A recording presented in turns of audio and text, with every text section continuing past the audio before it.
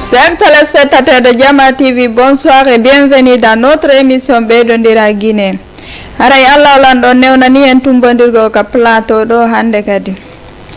Donc haray en ala tardude hay seeɗa haray en fuɗɗoray ɗon andi ɗe balɗe ɗo ɗen haray côté États-Unis to ɗen haray e ɓe joɗɗini lanɗo keso joni noon battane konko lanɗo keso on jooɗi haray e ko côté immigration on o fuɗɗori haray o ɓe fuɗɗike ono ramasugo yimɓe immigré ɓe wonɓe ɓen ka maɓɓe ton ɗe ɓe inna ɓe natta mo kala ka leydi muɗum déjà ɓe fuɗɗike téléma côté Mexique to ɗen kono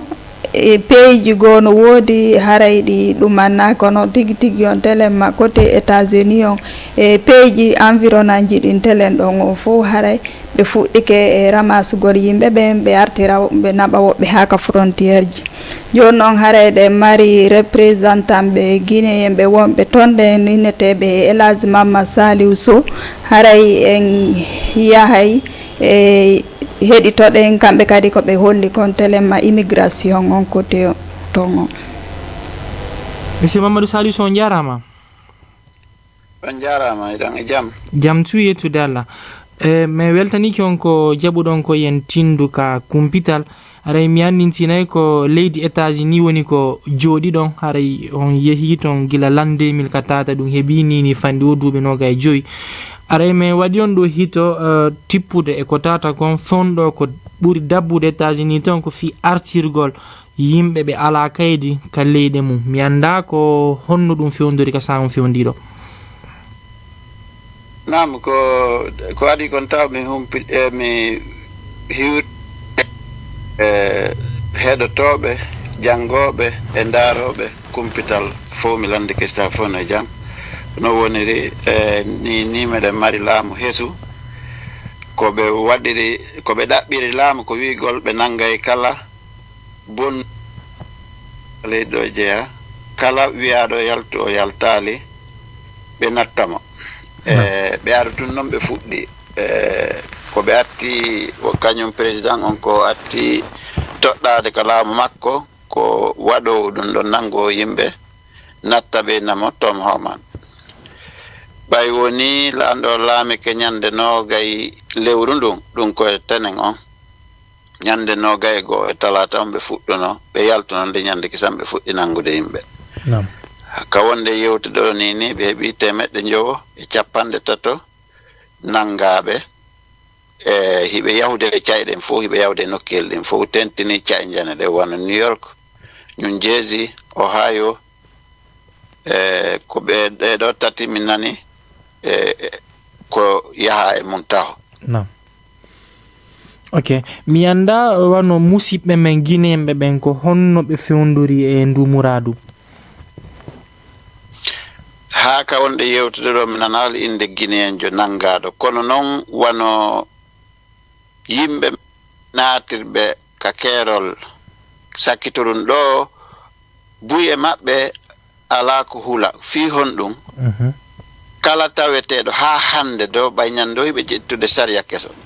haa hannde ka wonɗe yewtude ɗo kala taweteeɗo wallini asile mum on o wallini landike fattagol o kaydiji ɗin ƴettaama jonnaama juge ñaawowo ma ɗum kaydiji ɗin no juuɗe immigration on ɓen ɗunana wongol ka leydi ɗo haa kaydiji ɗin gasa ɓe inna ɓe jonni oti kaydi ma ɓe inna yoti yaltu ɗo e ɗum ɗo wadde haray ɓe alaa fuyi ko ɓe hula sabuna si ɓe wallini kaydiji maɓɓe ɗin ɓe hendoto lettre on inna ok min hendike ko landiɗa fattagol kon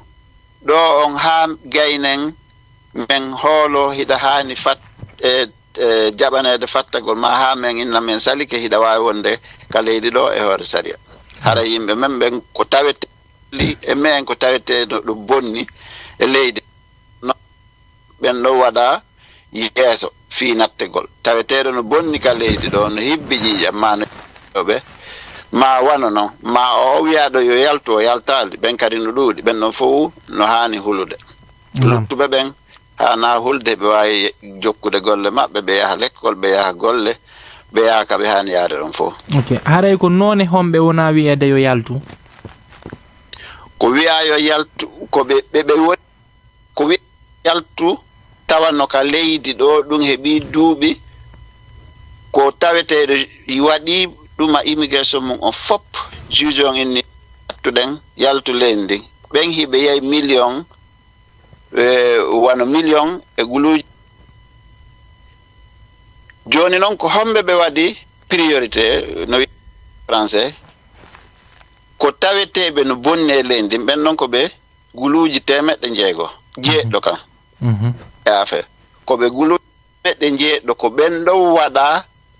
priorité fi nattegol nini ko ɓen ɗon ɓe woni yahande ka cuuɗi mum e nder ɗum noon kadi si ɓe cuuɗi tawi ɓe arani ɗon goɗɗo ɓe tawi to woɓɓe goo ɓe ala kaydi ɓe naɓora e ɓen ɗon ko ɓen ɓe nata collateral donc Trump inni hinayo ɓe accu collateral ko wowi si ɓe ari komo ɓe arani on tun ɓe ƴettata e laamuji ɗiɗi feƴƴuɗi ɗi kono e ngaal ɓe ni tawi toon tawi ala kaydi saria joƴƴi leydi ɗo ɓe naɓora e oti. Ok, nini mi anda musidɓe men guinéenɓe wonɓe toon ɓe ko honno ɓe fewndiri si ɓe wonda e goƴo si ɓe ɗuyta jinduruji maɓɓe ɗin? No woni jama on no huuli no maapi tigi tigi on woɓɓe ala yawde golle woɓɓe ala yawde l'école no huula tentini balɗe ara suusude seeɗa seeɗa kono haani no huula sabu naɓe yahude e marché ji kaɓe andi ɓe hoɓɓe ɓen no mooɓo hiɓe yahude wattago hanki ɓe yehi ɗon hay e l'école kono l'école on jaɓalɓe naata par ce que ɓe ala mandat finadugol ka l'école to joni unana yahugol hay hari hiɓe haɗa hiɓe tongana natugol e nokkeji rewete lirde ma église ma temple kono ɓeɗo newnaniɓe hiɓe wawi yawde ka juulirde hiɓe yawde ka temple hiɓe yawde ka église hiɓe wawi yawde ka labtaniji so joni jama on kono ɗum ɗo kono ko si tawi hooreɓe nden nokkure ɗon newnaniɓe siɓe naata par ce que saria on newnanaɓe kamɓe yoɓe naatu nder to. Naam. Ok, onon hon neeɓi toon konnu marɗon ko waɗa musidɓe men naatuɓe neeɓali ɓe maɗum ɓe ala kaydi ɓen? ɓe ala kaydi yani wiyama yo yaltali haɗay koye ɓe rento moƴƴa musidɓe men luttuɓe ɓen taweteɓe arɓe neeɓali no naadi kaydiji mum haani juge on ñaawaliɓe ɓen ɗon hinayo ɓe hulu fus ko woni tun watta ɓe ukko e probléme watta ɓe ukko e piiro si goɗɗo ini no faala pirdude maɓɓe yoɓe dogu ɓe accamo ɗon watta ɓe ara ɓe yoɓaali watta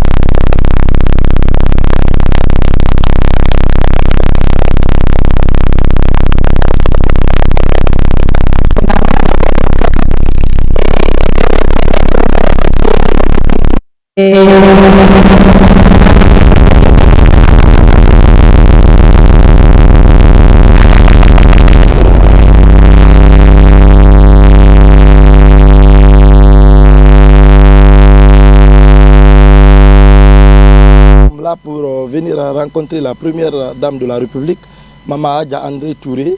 et nous sommes venus présenter USEG, notre organisation, et la présenter aussi nos projets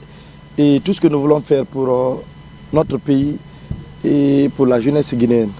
Donc voilà, aujourd'hui on était venu la saluer et demander ses bénédictions. Vous savez, USEG est une organisation qui a pour objectif principal la promotion de l'unité nationale. Aujourd'hui, le souci majeur de notre organisation, c'est comment unifier le peuple de Guinée pour que les Guinéens rentrent ensemble et ils sortent ensemble. Donc pour cela, toutes les voies qu'il faut, nous allons le faire pour que, au sortir de cette transition, que la Guinée soit un pays où les Guinéens sont ensemble, où les Guinéens se donnent la main, pour que nous travaillions pour l'intérêt de la population guinéenne. Voilà aujourd'hui l'objectif de cette rencontre. Et nous avons profité lors de cette rencontre, faire un plaidoyer du côté de la maman pour la dire que nous soutenons toutes les bonnes actions que le président, le général d'armée Mamadi Doumbouya est en train de faire pour la Guinée, mais nous sollicitons toujours son engagement et son implication pour le retour de tous les acteurs sociopolitiques autour de la table, pour que les autorités de la transition et tous les acteurs sociopolitiques se retrouvent autour de la table pour discuter de la transition, pour réévaluer le chronogramme de la transition, pour qu'ils se donnent la main, vraiment pour que les Guinéens puissent vivre heureux dans leur pays. Pourquoi nous demandons toujours au général de tendre la main? Parce que nous, aujourd'hui, en tant que USEG, nous voulons que les Guinéens soient ensemble. Et pour qu'ils soient ensemble, tous les acteurs sociopolitiques ont leur mot à dire. Et aujourd'hui, la seule personne qui peut mettre les Guinéens ensemble, c'est le général d'armée Mamadi Doumbouya, dont nous le demandons, lui, d'accepter aujourd'hui de tendre la main à tous les autres acteurs sociopolitiques pour qu'ils s'assoient et qu'ils discutent et qu'ils mettent l'intérêt de la Guinée en avant et qu'ils mettent l'intérêt de la population en avant pour que l'essentiel de cette transition soit une transition réussie et apaisée dans l'intérêt de la population guinéenne. Un peu de nous, quelles sont les recommandations faites par Hadja s'il y en a eu? Bon, Hadja était très contente de voir des jeunes qui œuvrent pour la promotion de la paix. Elle nous a signifié qu'elle aussi, c'est son engagement, c'est tout son souhait aujourd'hui de voir les Guinéens se donner la main, de voir les Guinéens rentrer ensemble et sortir ensemble. Vraiment, elle aussi, c'est son combat. Et qu'elle-même, elle était à l'intérieur du pays pour parler à tous les Guinéens d'accepter de s'unir, parce que pour elle, c'est l'union qui fait la force. Donc la division ne pourra pas faire avancer notre pays. Donc elle était très contente de cette visite et elle a fait des bénédictions pour nous. Mon frère maman Hadja André Touré Todé ba alo fala makina dimedi fata guide ko nam fata ngonde imu fe na hanko le furu fangina magorima anu munta lagina die mutan na rebirina be munamo malangane munamo bela so mu boreyi ala ko na hanya magi bori ras ga yarema ba ina me nkeli nyamana gbeta mamfa mbarde nga fa investi la ngina nana hali la ngimu nana imuno ma investi donc munu fa mama ire mo amu hunta gwara mo manga gle mo ha fala be fasarilma amenge na na wongu ma yiri firinyi a hawali mu kenenge a ga sarunyi ana dunya ma dede mu fa lagina de mu na ire de kerfe lagina kona kiribe ha lagina ba nyi ha yomu mu ha representer na ire bini mu fanna katafe akino akaya mana hanya mu wala gina die bela raso mu ebore ira ala ko na hanya ma khakli sanu boya sara so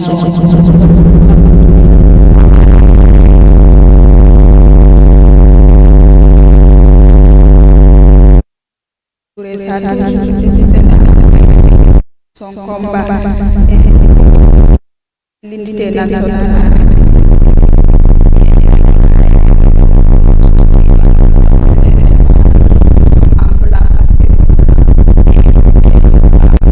C'est important pour que le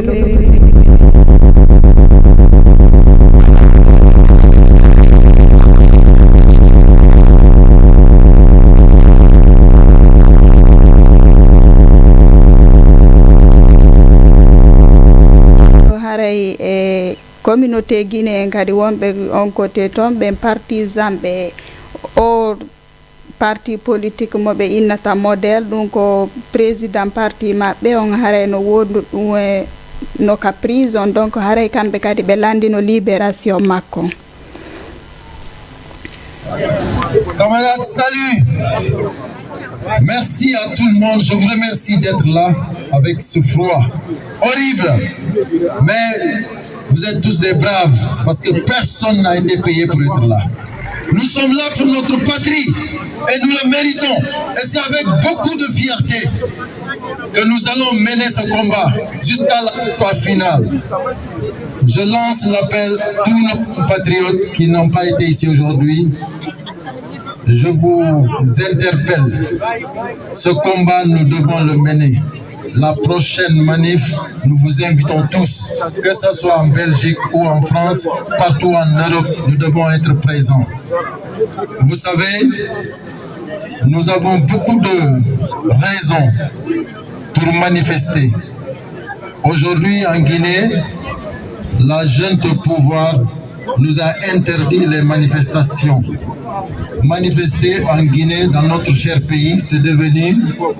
quelque chose de grave. C'est-à-dire, vous manifestez, c'est comme si vous allez tuer. C'est pas pour dénoncer, c'est pour tuer. Donc, mes chers compatriotes, il faut que le peuple guinéen sache que c'est notre droit. La manifestation, c'est un droit constitutionnel. Donc, il ne faut pas avoir peur de manifester, même en Guinée. Ne laissons pas les enfants sortir manifester. Il faut que les parents, les familles, tout le monde, il faut que les responsables assument leurs responsabilités pour pouvoir sortir manifester librement. Il ne faut pas qu'on accepte qu'on nous interdit nos droits. Voilà, hare non ɗon andi ko battane arrestation o monsieur Aliou Ba battane arrestation makko ko ɗum causi haray o manifestation ɗon andi haray ɓe nangunomo ɓe sokimo ɓe waɗanimo condamnation 2 ans de prison haray ko ɗum waɗi ha partisan ɓe makko ɓe yalti haray ɓe holli mettede ɓernde. Voilà, en aray haray ka toɓɓere nayaɓere nden haray ko ɗum ɗon kadi lannitortoɗen haray ko ɗo ko dallo conteste contre la corruption en République de Guinée haray filitugol contre corruption on haray général Mamadi Doumbouya kan kadi ɗon andi gila o ari ka pouvoir haray ko ɗum ɗon o attino hollude haray ko ɗum ɗon wonata combat makko haray toujours ko ɗum ɗon o jokki haray mo holli tigi tigi on haray toujours kanko on haray o hula fi muɗum haray e jungo makko ala ka diwna telemma corruption on e nder leydi ndi woni kanko ɓe o gollidata ɓen e telemma famille makko on haray o hula ɗum ɗon haray kadi toujours o continue litugol contre corruption on kadi haray ɗe wawi heɗitade anden kon ɓe ɓeyditi telemma ɗon kadi. Dans un contexte politique guinéen souvent marqué par des dérives et des abus, et où la corruption et l'impunité ont longtemps dominé la scène, l'arrivée au pouvoir du Comité national du Rassemblement pour le développement CNRD, sous la conduite éclairée du général Mamadi Doumbouya, a suscité à la fois l'espoir et l'attente. Depuis le 5 septembre 2021, le président de la République a imprimé une nouvelle trajectoire à la Guinée, ancrée dans des valeurs cardinales de transparence, de justice et de moralisation de la gestion publique. Sa gouvernance, résolument déterminée et sans concession, se distingue par une volonté farouche de rompre avec un passé entaché de gabegie et d'instaurer une ère de gouvernance éthique et inclusive. Le combat contre la corruption est l'un des piliers majeurs de la vision du président Doumbouya. Dès son ascension au pouvoir, il a clairement affirmé que face à la corruption, sa main ne tremblera pas. Je n'ai pas d'amis ou de famille face à la corruption et le détournement des deniers publics. Et comme je vous avais promis, ma main ne tremblera pas. Loin des discours vides et des promesses démagogiques, il a concrétisé cet engagement en prenant des mesures drastiques pour mettre fin à l'impunité qui a longtemps gangréné les institutions publiques. Sous son impulsion, l'une des premières mesures emblématiques de la gouvernance CNRD fut la création de la Cour de répression des infractions économiques et financières CRIEF, qui a constitué une avancée majeure. Cette initiative sans précédent dans l'histoire récente de la Guinée témoigne d'une volonté politique affirmée de combattre. Voilà, haray non toujours hiɗon andi haray affaire corruption hina hande fuɗɗi ka leydi meɗen haray ko gila e duuɓi heewude mais toujours haray o prometi guinéen jommo kala ka wontiri haray ko ɗum ɗon wonata combat makko on e nder ɗi duuɓi haray ɗiɗo donc haray ko promesse mo wowlani hoore makko on nani vidéo on donc haray ko honɗum inata télé ma ɗon donc ɗa andi kadi si tawi goɗɗo no gollude no ɗum annade wona kanko tun e gollata siga ɗen golle haray ko ma yimɓe leydi wonɓe ka leydi ton ɓen kadi haray wallito on tigi donc haray kono holliri noon toujours ko ɗum ɗon wonata combat makko on lutte contre la corruption en République de Guinée c'est une promesse qu'il a fait donc haray ɗe darde donc hari ko ɗum ɗo min marno ko min holla hande e haray ɓeɗe waynitade donc ka côté régie to ɗen haray ko PDG on haray weltanike ɓe kamɓe kadi ko kamɓe ɗowti en ɗo ha réalise ɗen émission on haray mi weltanike mo kala ka woni men e darde leydi aduna o haray wassalam.